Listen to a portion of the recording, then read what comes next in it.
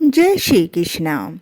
पौष मास के कृष्ण पक्ष की एकादशी तिथि को सफला एकादशी का व्रत रखा जाता है।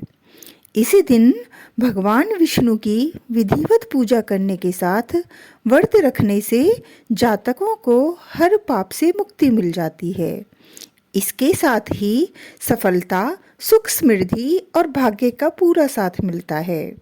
ऐसे में भगवान विष्णु की व्रत करने के साथ साथ अंत में इस व्रत कथा को अवश्य करें।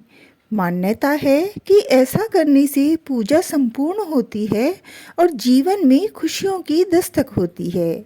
आइए जानते हैं सफला एकादशी व्रत कथा।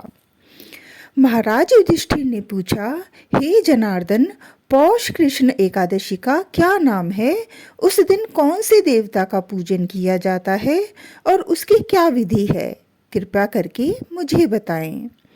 भक्त वत्सल भगवान श्री कृष्ण कहने लगे कि धर्मराज, मैं तुम्हारे स्नेह के कारण तुमसे कहता हूँ कि एकादशी व्रत के अतिरिक्त मैं अधिक से अधिक दक्षिणा पाने वाले यज्ञ से भी प्रसन्न नहीं होता हूँ। अतः इसे अत्यंत भक्ति और श्रद्धा से युक्त होकर करें। हे राजन, द्वादशी युक्त पौष कृष्ण एकादशी का महात्म तुम एकाग्रचित होकर सुनो। इस एकादशी का नाम सफला एकादशी है। इस एकादशी के देवता श्री नारायण हैं। विधि पूर्वक इस व्रत को करना चाहिए। जिस प्रकार नागों में शेषनाग, पक्षियों में गरुड़, सब ग्रहों में चंद्रमा, यज्ञों में अश्वमेघ और देवताओं में भगवान विष्णु श्रेष्ठ हैं, उसी तरह सब व्रतों में एकादशी का व्रत श्रेष्ठ है। जो मनुष्य सदैव एकादशी का व्रत करते हैं वे मुझे परम प्रिय हैं। अब इस व्रत की विधि कहता हूँ। मेरी पूजा के लिए ऋतु के अनुकूल फल, नारियल, नींबू, नैवेद्य आदि 16 वस्तुओं का संग्रह करें। इस सामग्री से मेरी पूजा करने के बाद रात्रि जागरण करें। इस एकादशी के व्रत के समान यज्ञ, तीर्थ, दान, तप तथा और भी कोई दूसरा व्रत नहीं है। 5000 वर्ष तप करने से जो फल मिलता है उससे भी अधिक सफला एकादशी का व्रत करने से मिलता है। हे राजन, अब आप इस एकादशी की कथा सुनिए। सफला एकादशी व्रत कथा। चंपावती नगरी में एक महिष्मान नाम का राजा राज्य करता था। उसके 4 पुत्र थे। उन सब में लुम्पक नाम वाला बड़ा राजपुत्र महापापी था। वह पापी सदा परिस्त्री और वैश्यागमन तथा दूसरे बुरे कामों में अपने पिता का धन नष्ट किया करता था। सदैव ही देवता, ब्राह्मण व वैष्णवों की निंदा किया करता था। जब राजा को अपने बड़े पुत्र के ऐसे कुकर्मों का पता चला तो उन्होंने उसे अपने राज्य से निकाल दिया। तब वह विचारने लगा कि कहाँ जाऊं और क्या करूं। अंत में उसने चोरी करने का निश्चय किया। दिन में वह वन में रहता और रात्रि को अपने पिता की नगरी में चोरी करता तथा प्रजा को तंग करने और उन्हें मारने का कुकर्म करता। कुछ समय पश्चात सारी नगरी भयभीत हो गई।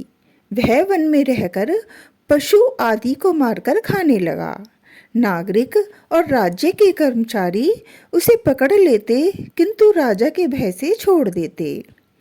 वन में एक अति प्राचीन विशाल पीपल का वृक्ष था।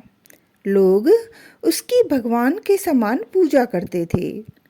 उसी वृक्ष के नीचे वह महापापी लुम्पक रहा करता था। इस वन को लोग देवताओं की क्रीड़ा स्थली मानते थे। कुछ समय पश्चात पौष कृष्ण पक्ष की दशमी के दिन वह वस्त्रहीन होने के कारण शीत के चलते सारी रात्रि सो नहीं सका। उसके हाथ पैर अकड़ गए। सूर्योदय होते होते वह मूर्छित हो गया। दूसरे दिन एकादशी को मध्याह्न के समय सूर्य की गर्मी पाकर उसकी मूर्छा दूर हुई। गिरता पड़ता वह भोजन की तलाश में निकला। पशुओं को मारने में वह समर्थ नहीं था, अतः पेड़ों के नीचे गिरे हुए फल उठाकर वापस उसी पीपल वृक्ष के नीचे आ गया। उस समय तक भगवान सूर्य अस्त हो चुके थे। वृक्ष के नीचे फल रखकर कहने लगा, हे भगवान, अब आपके ही अर्पण है ये फल, आप ही तृप्त हो जाइए। उस रात्रि को दुख के कारण रात्रि को भी नींद नहीं आई। उसके इस उपवास और जागरण से भगवान अत्यंत प्रसन्न हो गए और उसके सारे पाप नष्ट हो गए।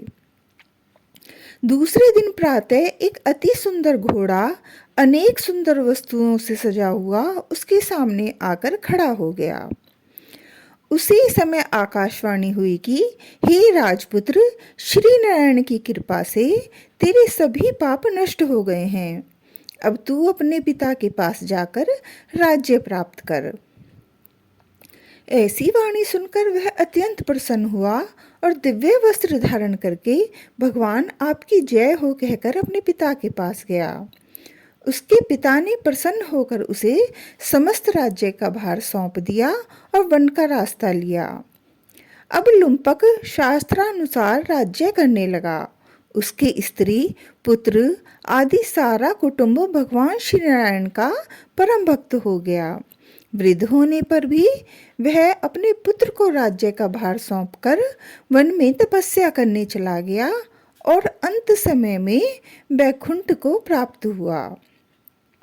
अतः जो मनुष्य इस परम पवित्र सफला एकादशी का व्रत करता है उसे अंत में मुक्ति मिलती है।